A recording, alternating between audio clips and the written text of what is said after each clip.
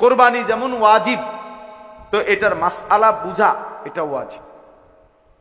মানে কোন অবস্থায় হলে কি কারণে কারো উপরে হজ ফরজ হয়, কোরবানি ওয়াজিব হয়, যাকাত ফরজ হয়, এটা আমাদের জন্য প্রত্যেকের আলাদা আলাদাভাবে জানা ফরজে আইন। ফরজে আইন। অনেক সময় আমরা খামখেয়ালি করি। আমি স্কুলে পড়ছি, কলেজে পড়ছি, আমি সাধারণ মানুষ, আমি গ্রামের মানুষ, আমরা ছোটবেলায় পড়ালেখা করছি না, আমরা মূর্খ সুরক্ষ মানুষ, গ্রামের মানুষ, হুজুর কোন রকম আমরা পেটে ভাতে চলি। এই সমস্ত নয় ছয় কথা, বাটফারি কথা, এগুলো বলে আপনি শরীয়ত বুঝলেন না, আল্লাহর বিধান শিখলেন না, বুঝলেন না। এই সমস্ত অজুহাত খোদার কসম আখিরাতে হাসরের ময়দানে আল্লাহ পাকের সামনে দাঁড় করানো যাবে না, দাঁড় করানো যাবে না। এসব ফাইজলামি কথা আখিরাতের ময়দানে চলবে না, চলবে না। সুম্মা লাতুসআলুন্না ইয়াওমাইদিন আনিন নাঈম। আল্লাহ বলেন, আমি প্রতিটি নিয়ামত সম্পর্কে অবশ্যই তোমাদেরকে জিজ্ঞেস করব। তো এক এক টাকা, এক এক সম্পদ, এক এক টাকার উপার্জন আল্লাহর নিয়ামত, আপনাকে এর জবাবদিহি করতে হবে। এই পরিমাণ টাকা, এই পরিমাণ সম্পদ থাকার কারণে আপনার উপরে হজ ফরজ হয়েছিল, আপনি কেন করলেন? কোরবানি ওয়াজিব হয়েছিল, কেন আদায় করলেন না? যাকাত ফরজ হয়েছিল, কেন করলেন না? আমি বুঝি নাই, আমি খেয়াল করি নাই, ইত্যাদি বললে বিশ্বাস করেন আখিরাতের শাস্তি থেকে মুক্তি মিলবে না। এজন্য এই তিন আমলের ক্ষেত্রে খামখেয়ালি করতে নাই। আমি একটা উদাহরণ দিই, তাহলে বুঝবেন। ফজরের নামাজের 2 রাকাত সুন্নত নামাজ, সুন্নতে মুআক্কাদা, মানে ফরজের আগে যে 2 রাকাত নামাজ।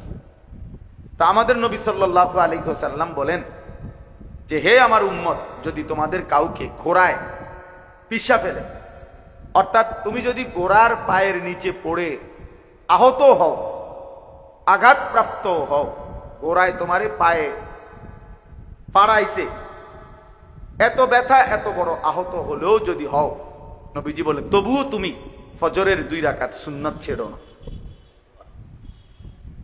তাইলে ফজরের 2 রাকাত সুন্নাত, সুন্নতে মুআক্কাদা হওয়ার কারণে নবীজি সাল্লাল্লাহু আলাইহি ওয়াসাল্লাম কি পরিমাণ গুরুত্ব দিয়েছেন।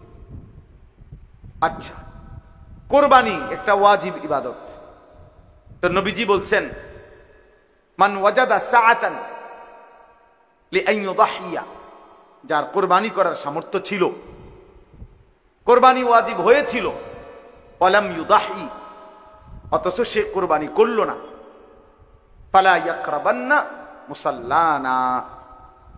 দেখেন, কথাটা বোঝা দরকার। আল্লাহর নবী সাল্লাল্লাহু আলাইহি সাল্লাম বলেন, ওই নাফরমান যেন আমাদের সাথে নামাজে না আসে, ও যেন আমাদের মসজিদে না আসে, ও যেন আমাদের ঈদগাহে না আসে। তাহলে কত বড় ধমক দিছে যে বেটা নাফরমান, সামর্থ্য থাকা সত্ত্বেও তুমি কোরবানির ওয়াজিব আদায় করলে না কেন? এখন আপনি যদি বলেন যে আমি বিষয়টা জানি না, আমি মাসালাই বুঝি নাই, তো এইবার তো ফিডা ছেড়ে দিব, ঠিক না? যেহেতু উনি জানে না, অতএব ফেরেশতা বলবে না ওনারা ছেড়ে দাও, নাকি? তাইলে তাইলে বলে। আচ্ছা, এবার আপনি দেখেন হজ। রাসূলুল্লাহ সাল্লাল্লাহু আলাইহি ওয়াসাল্লাম স্পষ্ট হাদিসের মধ্যে বলছেন, মান মালাকা যাদান ওয়া রাহিলাতান তুবাল্লিগুহু ইলা বাইতিল্লাহ,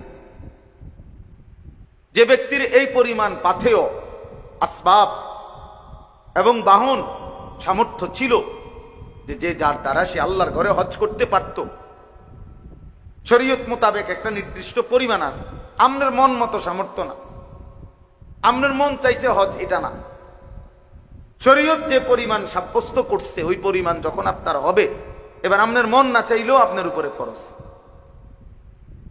মন না চাইলেও ফরজ। কোন ব্যক্তি যদি ফজরের ওয়াক্ত হয়, সে ঘুমে থাকে, তারপরেও তো তার উপরে নামাজ ফরজ কিনা? তাইলে আপনার মন চাওয়া নিয়ে কথা না। তো আল্লাহ নবী সাল্লাল্লাহু আলাইহি ওয়াসাল্লাম বলেন, সামর্থ্য ছিল, ওই পরিমাণ পাথেয়, টাকা, সম্পদও ছিল, বাহনও ছিল, যার দ্বারা সে আল্লাহর ঘরে যাইতে পারত, কিন্তু ফামাতা ওয়ালাম ইয়াহুজ্জা, হজ না করে এই অবস্থায় সে মারা গেল। আহা, নবীজি বলেন ফালা আলাইহি আন ইয়ামুতা ইয়াহুদিয়ান ওয়ালা নাসরানিয়ান, সে কি ইহুদি হয়ে মরল নাকি খ্রিস্টান হয়ে মরল আমার জানা নাই। আমি রাসূলের এই ব্যাপারে কোনো দায়ভার নাই। এবার একজন লোক হইল, ভেবে দেখেন, ইনসাফ করে চিন্তা করেন, নবীজি বলছেন সামর্থ্য থাকার পরেও যে হজ করলো না, এই নাফরমান কি ইহুদি হয়ে মরছে নাকি খ্রিস্টান হয়ে মরেছে আমি জানি না। তার মানে অত্যন্ত জরুরি কথা হইল, নবীজি যদি এটাও বলতো যে সে কি মুসলমান হয়ে মরছে না ইহুদি হয়ে মরছে না খ্রিস্টান হয়ে মরছে আমি জানি না, তাইলেও একটা কথা ছিল। কিন্তু এইটাও বলে নাই, মানে মুসলমান হিসাবে মরে নাই, এটা ঠিক আছে নিশ্চিত, তবে বাকি বেঈমানের মধ্যে কোন আইটেম, কি ইহুদি না খ্রিস্টান, এটা আমার জানা। আর আরেক হাদিসে বলছে ফালিয়ামুত ইনশাআ ইয়াহুদিয়ান বা ইনশাআ নাসরানিয়ান, সামর্থ্য থাকার পরেও যে হজ না করে মরে গেল, নবীজি বলেন সে যেন ইহুদি হয়ে মরুক অথবা খ্রিস্টান হয়ে মরুক, তোর লগে আমার কোনো সম্পর্ক নাই। তাহলে রাসূলুল্লাহ সাল্লাল্লাহু আলাইহি সাল্লাম যদি এই কথা বলে, তাহলে ওই নাফরমানের জন্য হাশরের ময়দানে সুপারিশ করবে কে? তিনি যদি বলে আমি জানি না, আমার কোনো দায়িত্ব নাই, তাহলে এর জন্য সুপারিশ করবে কে? তারে হাউজে কাউসারের পানি দিবে কোন আব্বা? বলে কে দিবে? এই জন্য নবীজি সাল্লাল্লাহু আলাইহি ওয়াসাল্লাম এই ফরজ ত্যাগ করার প্রতি এত বড় ধমক দিয়েছেন। হাদিস শুনেন, আল্লাহর নবী সাল্লাল্লাহু আলাইহি ওয়াসাল্লাম বলছেন, যার উপরে যাকাত ফরজ হলো অথচ সে ফালাম ইউআদ্দি যাকাতাহু, সে তার যাকাত আদায় করে নাই, আল্লাহর নবী সাল্লাল্লাহু আলাইহি সাল্লাম বলেন তার জমানো সমস্ত সম্পদ কিয়ামতের দিন বিষধর দুই মুখ সাপের আকৃতি ধারণ করবে এবং তার সমস্ত দেহের মধ্যে ওই সাপ তাকে পেঁচাইয়া ওই দুই মুখ দুই গালের মধ্যে রেখে, এই সাপ, খোদার কসম বুখারী মুসলিমের হাদিস, এই নাফরমানের দুই গালের মধ্যে বিষধর কালো টাক মাথা বিশিষ্ট সাপ তারে কামড়াইতে থাকবে, ঠোকরাইতে থাকবে আর বলবে, বেঈমান, আমি তোর জমানো সম্পদ যা তুমি যাকাত দাও নাই। তাইলে আপনি এটারে কি মনে করছেন? মামুলি মনে করছেন আপনি এটারে? আপনি মনে করছেন বড় লোকে যাকাত দেয়, কিছু মানুষে কিছু লুঙ্গি দেয় আর পুরান কিছু কাপড় দেয়, যাকাতের কাপড় লাইন ধইরা, এটার নাম যাকাত? তাইলে যেই আমল ছেড়ে দেওয়ার ক্ষেত্রে এত বড় শাস্তি, তার ব্যাপারে কি আরেকটু সতর্ক হওয়া উচিত না? আরেকটু সচেতন হওয়া উচিত না? তাহলে এই জন্য আমার প্রথম কথা হলো, হজ এবং কুরবানি অত্যন্ত গুরুত্বপূর্ণ ইবাদত, অত্যন্ত গুরুত্বপূর্ণ ইবাদত। অতএব একজন মুমিন হিসাবে আমার প্রত্যেকের উচিত, বিশেষ করে কমপক্ষে আমি বেশি গুরুত্ব দিয়ে যেটা বলি, যে প্রত্যেকটা আকেল বালেগ মানে প্রাপ্তবয়স্ক পুরুষ নারী, প্রাপ্তবয়স্ক বলতে কোনো পুরুষ তার যখন বীর্যপাত শুরু হয় তখনই সে বালেগ। তাইলে 14 বছরের পরে 15 বছরের ভিতরে কোনো ছেলে বালেগ হয়, আর কোনো মেয়ে মাসিক ঋতুস্রাব তখন তার শুরু হয়, তখন থেকেই সে বালেগ। আর হলো আকেল, অর্থাৎ পাগল না, মাতাল না, প্রতিবন্ধী না, এমন কোন সুস্থ স্বাভাবিক মানুষ প্রাপ্তবয়স্ক। এবার যদি সে বিবাহিত হোক অথবা অবিবাহিত হোক, সে বিদেশ থাকুক অথবা দেশে থাকুক, সে একত্রে সংসারে থাকুক অথবা ভিন্ন ভিন্ন থাকুক, যদি এই বয়সী পুরুষ কিংবা নারী, ছেলে কিংবা মেয়ে উপার্জন করে, কামাই রোজগারি করে, এমন প্রত্যেকের উচিত একজন আলেমে দ্বীনের কাছে এটা জেনে নেওয়া যে হুজুর আমার টাকা পয়সা সম্পদ এই আছে, আপনি আমারে হিসাব কইরা বলে দেন আমার উপরে যাকাত ফরজ কিনা, হজ ফরজ কিনা, কোরবানি ওয়াজিব কিনা। তাইলে সহজ। প্রত্যেকে যদি নিজ নিজ দায়িত্বে আন্তরিকভাবে পুরুষ নারী এই বিষয়টা গুরুত্ব দেয়, সহজ। প্রত্যেকের জন্য আখিরাত সহজ হয়ে গেল। আমি যদি ইচ্ছা করে, আমি সব সময় বলি, চোখ বন্ধ করলেই ঝড় থামে না। অর্থাৎ ঝড় তুফান আসতেছে, কেউ যদি বলে চোখ বন্ধ কইরা কই না, যেহেতু আমি দেখি না তাহলে তুফান হয় না। বুঝি আপনি দেখেন না দেখে তুফান হয় না। আপনি চোখ ইচ্ছা করে বন্ধ করে রাখছেন দেখে না তুফান দেখেন, তুফান তো হইতেছে। তাহলে আপনি যদি বলেন আমি বুঝি না, তাই এতেই শরীয়তের মাসআলা আপনার থেকে রহিত হয়ে যাবে নাকি? কথা বলেন না কেন? শরীয়তের হুকুম, কবরের বিচার, আখিরাতের বিচার কি মওকুফ হয়ে যাবে নাকি? পুলিশের বহু আইন, ট্রাফিকের বহু আইন, ট্রাফিকের আমি জানি না, কিন্তু আমগরে যে ঢাকা চিটাগাং চলতে গাড়ি পুলিশ ধরে, বলে বুঝেন না আমার কথাটা, যে এটার এই সমস্যা, এটার এই সমস্যা। তাহলে আমি যদি বলি যে ভাই আমি তো আপনার ওই সমস্ত আইন জানি না, তো হে আমার আপনি যেহেতু জানেন না তা আপনি জানগা। কথা বলেন না কেন? তাহলে আপনি জানেন না কেন, এটা আপনার সমস্যা। এই জন্য আমাদের সমাজে এটা নিয়ে খুব গাফলতি। কিছু দান সদকা, একটা ফ্যান দিলেন, 2 কাতার টাইলস দিলেন, কোনখানে 5,000 টাকা দিলেন, এটা একটা দান, এটা সাদাকা।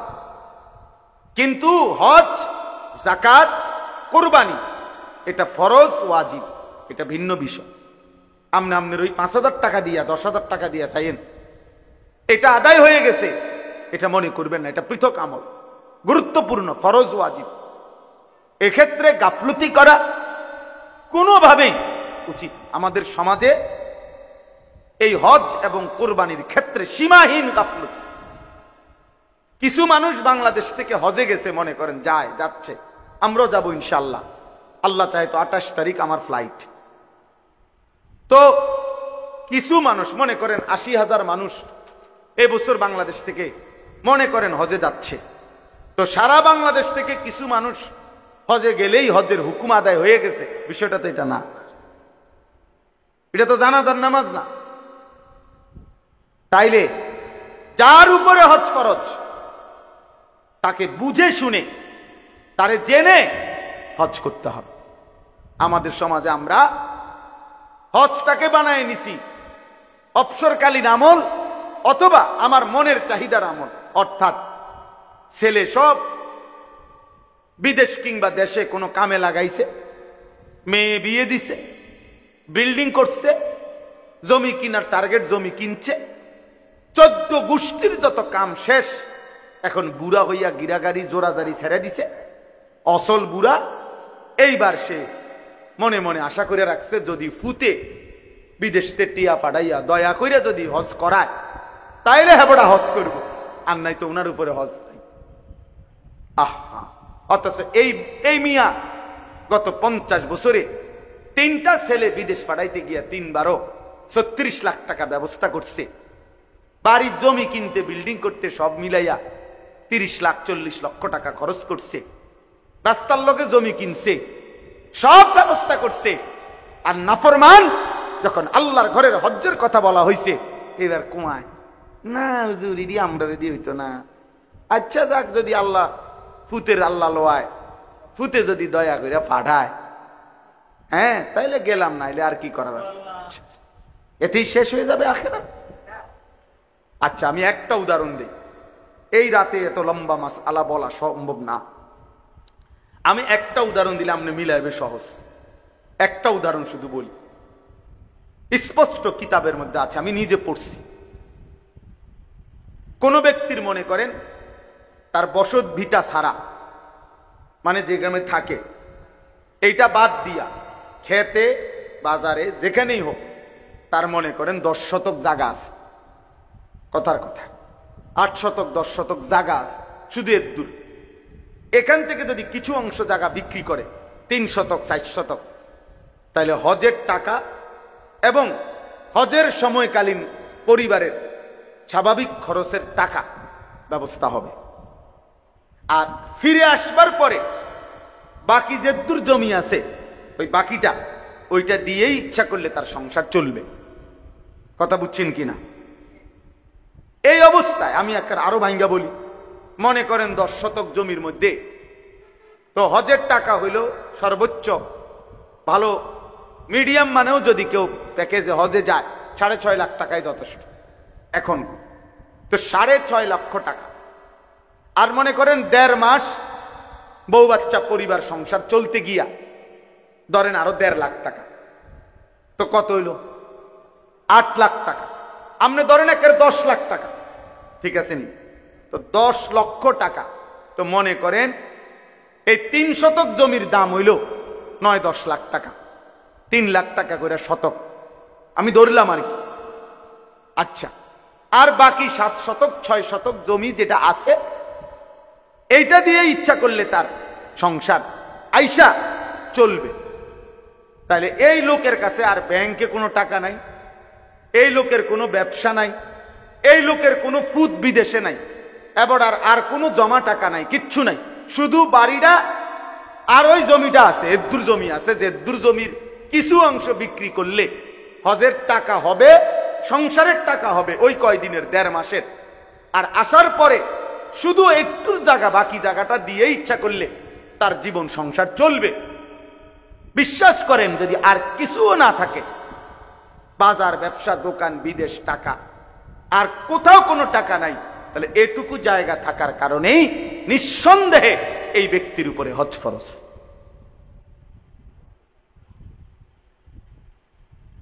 একশো ফরজ, 100 ফরজ। এখন এই বুড়া নাফরমান যদি ইচ্ছা করে চোখ মুচ্ছা, আপনি বুঝেন না, আপনি চোখ বন্ধ করে লাইছেন, হ্যাঁ আপনি বুঝেন নাই, আপনি পুতের বিদেশের টেয়ার লাগা বইয়া রইছেন, অথবা ইচ্ছা করে দুনিয়ার সমস্ত কিছু করতে গিয়ে টাকার ব্যবস্থা হয়েছে, আপনি হজ করলেন না, তাইলে মনে রাখবেন যদি এই অবস্থায় এমন কোন বয়স্ক লোক মৃত্যুবরণ করে, তো আল্লাহ রাসূল বলছে তুই কি ইহুদি মরলি না খ্রিস্টান মরলি, আমি নবী জানি না, যা। এবার আমনের সুপারিশ আমনের কোন বাফে করব, আমনে এই আব্বারে ঠিক করে রাখি, আপনারে হাউজে কাউসারের পানি কোন আব্বাই দিবে, আমনের সেই আব্বার লগে কথা বলে রাখি। এখন বলেন এই কথা চিন্তা করলে আমাদের সমাজের কি পরিমাণ মানুষের উপরে হজ ফরজ? কথা বলে না, আপনারা কোন কথা কোন না কেন চাচা, কি পরিমাণ মানুষের উপরে হজ ফরজ? হ্যাঁ বলেন চাচা, বলেন। শতকরা দেখছেন, এই যে উনি বলতেছেন, উনি বুঝছে কথাটা, এই জন্য বলতেছে, সহজ কথা না এটা। আচ্ছা তাইলে এই পরিমাণ সম্পত্তি হুদা 10 শতক 50 শতক 100 শতক 30 শতক 40 শতক জায়গার মালিক নাই মানুষ, তো তাইলে আমনের জমির এক কোণা বেচলেই 3 বার হজ করতে পারবো, 3 বার হজ করতে পারবো মিয়া। এই জন্য দয়া করে কোরআনুল কারীমের মধ্যে আল্লাহ বলছে ওমান কাফারা ফাইন্নাল্লাহা গানিয়্যুন আনিল আলামিন। আল্লাহ বলছে যে হজ করতে অস্বীকার করে, হজকে যে অবমূল্যায়ন করে, এই হজের আয়াতের পরে এটা, মানে এটা হজের আয়াতের সাথে ওয়ালিল্লাহি আলান নাসি হিজ্জুল বাইতি মান ইসতাতাআ ইলাইহি সাবিলা, আল্লাহ বলে যাকে আমি সামর্থ্য দিয়েছিলাম তার উপরে আমি আল্লাহ আমার সন্তুষ্টির জন্য আমার ঘরের হজ ফরজ করলাম। ওমান কাফারা, যে প্রত্যাখ্যান করলো, করবে না, আল্লাহ বলেন ফাইন্নাল্লাহা গানিয়্যুন আনিল আলামিন। এমন নাফরমান যদি সারা পৃথিবীর সবাই হয়, আমি কারো মুখাপেক্ষী না, আমি আল্লাহ আল্লাহই, আমি সকলকেই শাস্তি দেব, সকলকেই শাস্তি দেব। তাইলে এই বাংলাদেশে একবার একজন নামধারী এক ব্যক্তি, মনে আছে কিনা বিগত ফ্যাসিস্টের আমলে এক জালেম ক্ষমতার সামান্য কিছু পেয়ে অহংকার করে আল্লাহর ঘরের এই পবিত্র হজকে অবজ্ঞা করেছিল, বিদ্রুপ করেছিল বাংলাদেশে। ওই নাফরমানের নাম এখন আর কোন পৃথিবীর কেউ নেয় না, কেউ থুতুও মারে না, কেউ ফিরেও চায় না, ফিরেও চায়। এই জন্য আল্লাহ বলছে ওমান কাফারা ফাইন্নাল্লাহা গানিয়্যুন আনিল আলামিন, যে আমার হজ থেকে মুখ ফিরায় নেয়, প্রত্যাখ্যান করে, আমি তার মুখাপেক্ষী না। যা বেটা, তোর মতো বেটা আমার ঘরে আসবে না বেটা, তুই যাবি না মানে তোর আমি নিব না বেটা। আমরা কিতাবের মধ্যে পড়ছি, আমার কাছে হযরত মাওলানা আব্দুল মাজিদ দরিয়াবাদী রাহমাতুল্লাহর কিতাব আছে সফরে হিজাজ, ও কিতাব কিনবা, বাংলা অনুবাদ হয়েছে। হে বেটা ইলিয়াস কথা কয় না, সফরে হিজাজ বইয়ের নাম, রাহনুমা প্রকাশনী, বাংলা অনুবাদ হয়েছে, লেটেস্ট অনুবাদ, অনেক সুন্দর। মানে 1929 সনে, কত বছর আগে, প্রায় 100 বছর, 2029 হলে প্রায় 100 বছর আগে এই উপমহাদেশের একজন বড় বুজুর্গ আলেম হযরত মাওলানা আব্দুল মাজিদ দরিয়াবাদী রাহমাতুল্লাহ আলাইহি সেই সময়ের সমুদ্রের জাহাজে এবং কি পরিমাণ কষ্ট স্বীকার করে আল্লাহর ঘরের হজ করছে, সেই হজ্জের সফরনামা, এটা বাংলা অনুবাদ হয়েছে। এখন পড়লে পৃষ্ঠা পৃষ্ঠা চোখের পানি আসবে, যে আমাদের পূর্বসূরীরা আজ থেকে 50 বছর আগে, 100 বছর আগে জীবনের তরে পুরা গ্রাম পরিবার সবার কাছ থেকে জীবনের তরে বিদায় নিয়েই, কাফনের কাপড় সাথে নিয়েই আল্লাহর ঘরের হজের জন্য কি করত? সবাই জানতো পথে পথে বিপদ, সমুদ্র পথের এই লম্বা সফর, মারা গেলে জাহাজ থেকে নদীতে ফেলে দিত, কোনায় দাফন করব কই? কথা বোঝেন নাই আপনার? এরকম বিপদ। এরপরে মক্কা থেকে মদিনায় যাইতে পথে পথে দস্যু ডাকাতের ভয় আপনার, এরপরেও জীবনের মায়াকে উপেক্ষা করে আল্লাহর প্রিয় বান্দারা প্রতি যুগেই আল্লাহর ঘরের উদ্দেশ্যে ছুটছে। আর সামর্থ্য আছে, জায়গা আছে, জমি আছে, সম্পদ আছে, কত মহিলার কাছে আপনার স্বর্ণরৌপ্যও আছে, নগদ টাকাও আছে। এবড়ির কাছে আজকে 10 বছর যাবত কমপক্ষে 2-4-5 লাখ টাকা, 1 লাখ 2 লাখ টাকা আছে, সম্পদ আছে, বেডির নামে জমি আছে, বাপের মরার পরে জমি পাইছে, স্বামীর দেওয়া জমি আছে, পুতে কিনা দিছে অথবা নিজের আছে, স্বর্ণরৌপ্য আছে, জমানোর টাকা আছে। এগুলো মিলাইলে হজ ফরজ, কিন্তু আদায়ও করে না, খবরও নাই, বুঝেও না। আমাদের দেশের মহিলারা রে, পুরুষরা যাকাতের মাসালাও বলে না, হজের মাসালাও বলে না, কোরবানির মাসালাও বলে না, বলে শুধু ফেতরা 100 টাকা, 100 টাকা ধরো তোমার ফেতরা দিয়ে লাইছি। আরে বাপরে, হ্যাঁ চিন্তা করো না, ফেতরা দিয়ে লাইছি তোমার। আরে সুবহানাল্লাহ, ফেতরা দিয়ে লাইছি, টাকা 110 টাকা। এটারে মনে হয় একটা মাইক নামাইয়া দেয়। দেখবেন অনেক গ্রাম অঞ্চলে মসজিদে রমজান মাসে একেবারে প্রথম শুক্রবারে বারিন্দাতে জোরে জোর ফেতরা কত মাইকে কইয়া দিয়েন, হ্যাঁ জাকাত কত, এটা না শুনবেন, এটা না শুনবেন। ওই যে 110 টাকা, বোঝেন নাই কথাটা? মানুষ 6 জনের ফেতরা আইব 600, সমস্যা কি? এটা দিতে দেয়, যদি মাইক নামাইয়া দেয় তো মাইকের খরচ দিয়ে আর টেয়া থাকতো না। এই জন্য খামখেয়ালি আমরা। আমি সিজন দেখে, এখন হজ্জের মৌসুম, কোরবানির মৌসুম। আপনি শনিবারে আপনার আশ্চর্য হবেন, এটা সারা পৃথিবী দেখছে আলহামদুলিল্লাহ। শনিবার দিন সর্বশেষ, এই শনিবার দিন বাদ ফজর, ফজরের নামাজের সালাম ফিরাইয়াই পাকিস্তানের সেনাবাহিনী নারায়ে তাকবীর আল্লাহু আকবার বলে চূড়ান্ত হামলা করছে ইন্ডিয়ার বেঈমানদের উপরে। 3 ঘন্টার ব্যবধানে ওই বুড়া আব্বা আমেরিকার থেকে ফোন করছে, থাইমালাও। হ্যাঁ, বুড়া বেঈমান তাড়াতাড়ি বলছে থামো থামো, উড়াইয়া লাইব, উড়াইয়া ফেলবে, উড়াইয়া ফেলবে। বলছে বুঝাইছে সারা পৃথিবীরে ফিলিস্তিন মনে করো না, সারা পৃথিবীর গাজা মনে করো না, বুঝেন নাই? এই জন্য ফজরের আমি কত মনে আসেনি এ কথা, আমি বহু বয়ানে বলছি, কেউ শুনছে কিনা, যে ফজরের নামাজে মোমেনের বিজয়, ফজরের ওয়াক্তে মোমেনের বিজয়। এই দিন প্রমাণ হয়েছে। আবার খবর লাগাও, আবার দেখো খবরে, ফজরের নামাজের পরে সালাম ফিরাই আল্লাহু আকবার বলে আক্রমণ করছে। আমার মন বলছে ফজরের পরের আল্লাহু আকবার বলার সাথে সাথে আল্লাহর আরশে আল্লাহ ঘোষণা দিছে, যা ফেরেশতা বিজয় দিয়ে দে, যা। আমার বান্দা তাকবীর দিছে, দে বিজয় দিয়ে দে। ফাল মুগীরাতি সুবহা, কোরআন শরীফ আছে, ওয়াল আদিয়াতি যাবহা, ফাল মুরিয়াতি কদহা, ফাল মুগীরাতি সুবহা। আক্রমণের সময় আল্লামা আজিজুল হক রাহমাতুল্লাহ আলাইহি সকাল বেলার আক্রমণ, ফাল মুগীরাতি সুবহা। আল্লাহ কোরআনে বলছে ইমানদার ঘোড়া, মুমিনের ঘোড়া ভোরবেলা আক্রমণ করে আর দুশমনের সমস্ত পরিকল্পনা প্রতিরক্ষা তছনছ করে ভেঙে দেয়। আলহামদুলিল্লাহ, আলহামদুলিল্লাহ। এই জন্য যুবক মনে রাখো, আগামীর পৃথিবী ইসলামের পৃথিবী ইনশাআল্লাহ।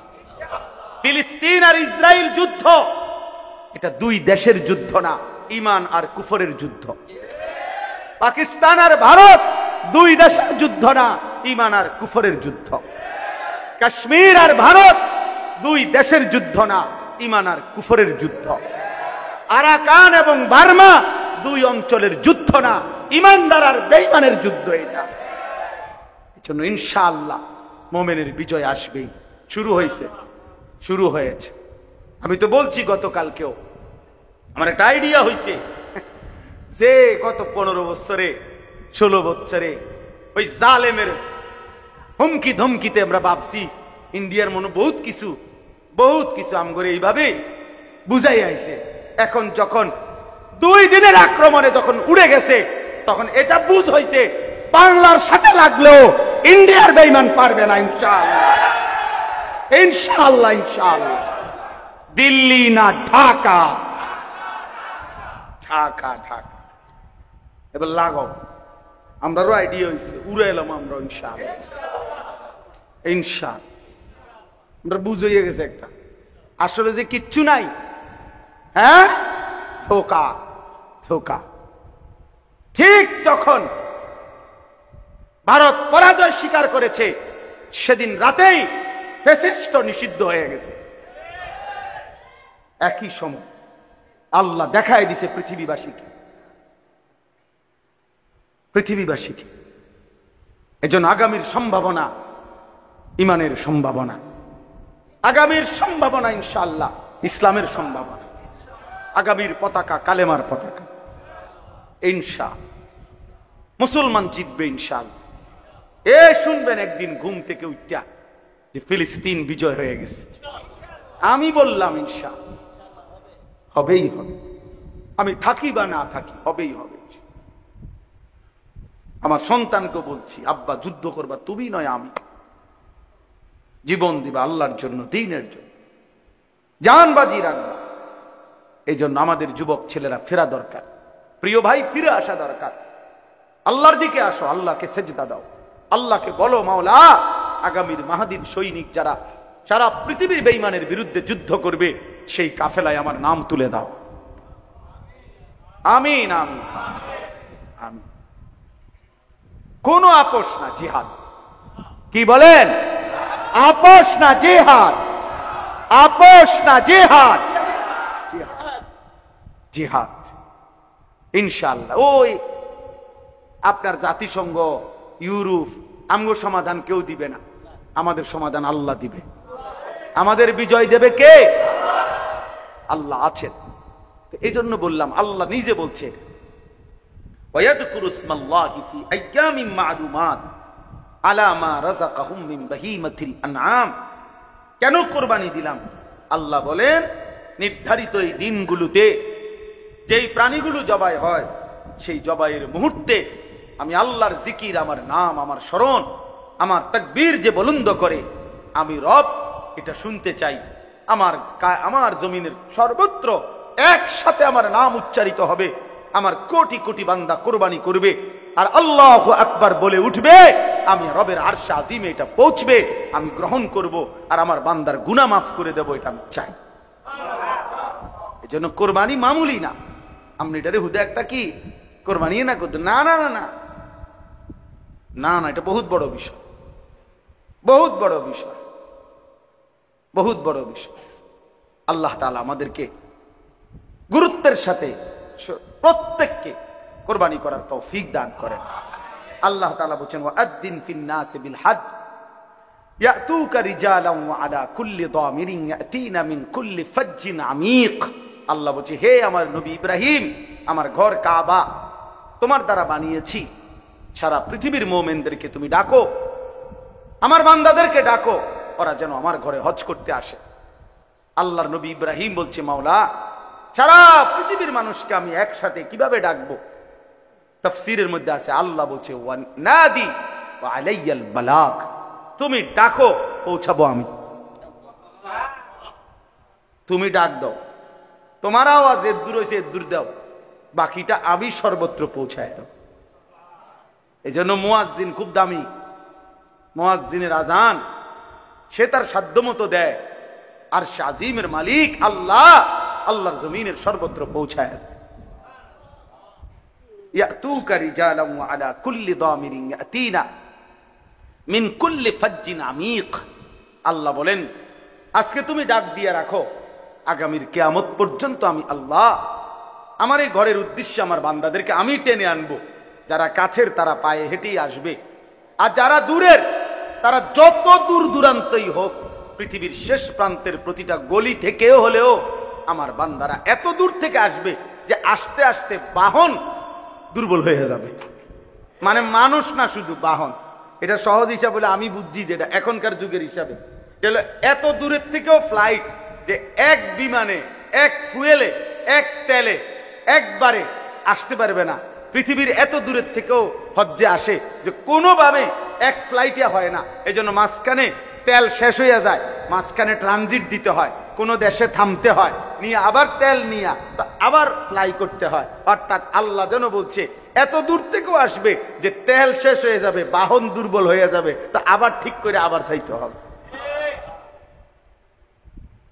আসবেই আমার বান্দা। এবার আল্লাহ তাআলা বলেন, এই শেষ কথা হলো, আল্লাহকে যদি জিজ্ঞাসা করেন, মাওলা নামাজ জাকাত রাখা ফরান, জাকাত বাইর থেকে দিলেই হয়, রোজা এলাকার থেকে আদায় করলেই হয়, সব ইবাদত, জিকির বলেন, তেলাওয়াত বলেন, দান বলেন, সাদাকা বলেন, এই ভাই শেষ কথা শুনে মজার কথা, এটা সব ইবাদত তো যার যে জায়গার থেকে করলেই চলে, চলে না? কথা বলেন না? হ্যাঁ, তাইলে যার যার এলাকাতেই তো হচ্ছে নামাজ, রোজা, জাকাত, হ্যাঁ, কুরবানি, দান, সাদাকা, জিকির, তেলাওয়াত। তো আল্লাহকে এবার যদি প্রশ্ন করি, মাওলা শুধু এই একটি ইবাদত হজ, এটার জন্য সারা পৃথিবীর দূর দূরান্ত থেকে আপনার বান্দাদেরকে আপনি কেন ডাইকে আনেন? এক জায়গায় আনেন কেন? এখানে আনেন কেন? কাবা ঘরের কাছে। আল্লাহ নিজে বলতেছেন, লিয়াশহাদু মানাফিআ লাহুম। আমি বলবো না, আল্লাহ বলে, বান্দা আমি বলবো না, ও আয়েশা নিজে দেখে যাক।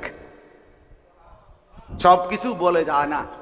কাবা দেখতে কেমন, মালিকের ঘর দেখলে কেমন, আল্লাহর ঘরের চারদিকে ঘুরলে কেমন, সাফা মারোয়া সাই করলে কেমন লাগে, মিনার তাবুতে কেমন লাগে, আরাফাতের খোলা ময়দানে কেমন লাগে, মুজদালিফার খোলা আকাশের নিচে রাত গভীরে কেমন লাগে। রব্বে কারীম বলে, ওরে আসতে বলো, আসলেই আমি উপকারিতা নিজে দেখাবো, আমি দেখাবো, ওরে আসতে বলো। লিয়াশহাদু, সে যেন দেখে যায়, সে যেন উপস্থিত হয়, আয়েশা যেন সরাসরি উপকার দেখে। এই জন্য প্রিয় ভাই, দিল দিয়া মহব্বতের সাথে যে আল্লাহর বান্দা হজে গেছে এবং হজের কাজগুলো আদায় করছে আল্লাহর মহব্বত নিয়া, পৃথিবীতে যুগ যুগ ধরে এটা বাস্তব যে আল্লাহর জন্য যে গেছে, নিশ্চিত আল্লাহর দয়ায় তার জিন্দেগি বদলে যায়। আয়েশা দিনদার হয়ে যায়, হয় না? আয়েশা পরিবর্তন হয়ে যায়। যদি দেখেন কারো পরিবর্তন হয় নাই, তো আপনি খবর নিলে দেখবেন তার হজ মালিকের সন্তুষ্টির জন্য সে করেই নাই, করেই নাই। আমি নিজে দেখছি আমার সাথে আরো আগে একবার কোরবানির দিন, আরে কোরবানির গরু কিনছে এবার বয়স্ক লোক, একসাথে দুজনে, আমরার গরুও কিনছি, হেবড়াও গরু কিনছে, হাসিল করা বেড়ে হাসিল, হাসিল বোঝেন না, ওই বাজারের যে খাজনা দেয়, তো এই হাসিলটাও আমাদের দেশে এক ধরনের সম্পূর্ণ অযৌক্তিক নিয়ম আমাদের দেশে বানায় নিছে। অর্থাৎ সারা পৃথিবীতে সমস্ত ক্ষেত্রে প্রতিটা পণ্য বিক্রির সময় বিক্রেতা খাজনা দেয়। ও বোঝেন নাই, বাজারে খাজনাটা দেয় কে? বিক্রেতা দেয়। কিন্তু এখানে আমি ক্রেতা খাজনা দিবে কেন? বলেন, ইনসাফের কথা বলেন, ক্রেতা দিবে কেন হাসিল? জায়গাটা আমি তো ব্যবহার করি, তুমি না তোমার গরু আইন এখানে কি করছো, রাখছো, তুমি না ব্যবহার করছো, বিক্রেতা তো তুমি না কি দিবা? আর এটা চাপাই দিছে কার উপরে? আমি গরু, আমাদের উপর। আরো কত ফতুয়া, কত মাসালা। হ্যাঁ, বাজার কমিটিরে আপনাকে কোরবানির শরীক বানাইয়েন না, তারপর বহুত রং সঙ্গের কথা এগুলো। যাই হোক, তো আমি বললাম যে কথাটা, হাসিল দিতে গেছে হেবটাও আমিও, তো কত 200 বা 400 টাকা হাসিল। তো ওই যেই লোক হাসিল নিচ্ছে হে হেবটার চিনে, আগের থেকেই চিনে, তো নাম লিখে দিছে, হ্যাঁ লিখে কাগজ এটা দিছে, টাকা দিতে গেছে। উনি নামের দিকে চাইয়া আবার দিছে হেতে রাতে, হ্যাঁ হেতে রাতে ঠিক না, না ওইতে রাতে দিছে আবার, এটা ঠিক করে লেখ, নাম ঠিক করে লেখ। ওইতে কইতেছে, কয় চাচা আপনার নাম তো এইটাই, আমি তো যেটা লিখছি আমি এটাই তো আপনার নাম, নাম তাহলে কি? হাজি লেখ, হাজি হাজি হাজি লেখ। খামখেয়ালি মনে করছো, মানে এতটি কি খামখেয়ালি? 2-3 লাখ টাকা, এতগুলো টাকা যায় কই? হ্যাঁ, হাজি লেখ। আমি মনে মনে কইলাম, চাচা 200 টাকার মাত্র একটা হাসিলের কাগজের মধ্যে 4 লাখ টাকা কোরবানি করে দিলেন, বরবাদ করে দিলেন। আপনি এটা দিয়ে কিরবেন? এটার মধ্যে হাজি লিখলে বাজারের কোনাটা ফাড়িলে দুইটা হালাই দিবেন আপনি। হাসিলের কাগজ এটা দিয়ে কি তাবিজ বানাইবো বেটা? না এটা বৌরি, তো এটা কি? এইটার মধ্যে হাজি লিখতে হইব? এটা যেন না হয়, আল্লাহর জন্য। কার জন্য? আল্লাহর জন্য। তাহলে ইনশাআল্লাহ কথা শেষ। যাকাত, কোরবানি, হজ আমরা মাসআলা জানার, নিজ নিজ এলাকার আলেমদের থেকে বুঝার চেষ্টা করব, বলেন ইনশাআল্লাহ। আর যুবক ভাই, ইসলামের জন্য ভাববো আমরা ইনশাআল্লাহ। নামাজ পড়ো, নামাজ, আল্লাহকে ডাক। সিটারি বাটফারি করলে নারী, ছবি, হ্যাঁ মদ, জুয়া, অশ্লীল দৃশ্য, চুলের পেখম, বেনামাজি জিন্দিগি, নামাজ পড়লা না, মনে করো ইমানের জন্য, ইসলামের জন্য, আল্লাহর দিন বিজয়ের জন্য মালিক তোমারই নিবে না। আমনে আকামলা তখন পইরাই থাকবেন, আর ঠিকই ইমানদার মুজাহিদ আল্লাহর দিন বিজয়ী করে ফেলবে ইনশাআল্লাহ। আল্লাহ আমাদের প্রত্যেককে কবুল করেন, আগামীর বাংলাদেশকে দ্বীনের জন্য, কোরআনের জন্য কবুল করে নেন, আমিন আমিন। আল্লাহ তাআলা আজকের এই মাদ্রাসা, আমার প্রিয় ভাই, মাশাআল্লাহ,